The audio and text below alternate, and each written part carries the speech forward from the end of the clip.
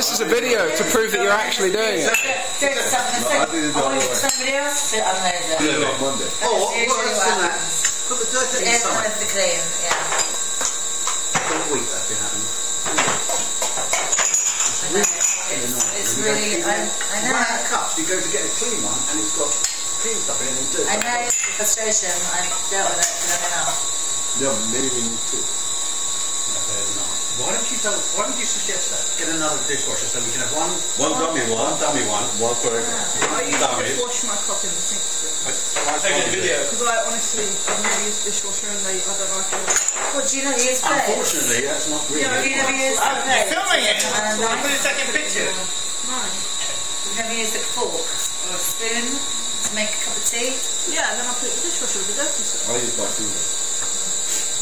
So long as it's your finger, that's reasonable. I use my big toe. I think that's just gone. Well, not just in your big toe. My big toe. There's nothing in the dishwasher, I don't leave it. What? I use my big toe. You load the dishwasher while you're at it. Leave it there, I'll do it. Oh, you're really open.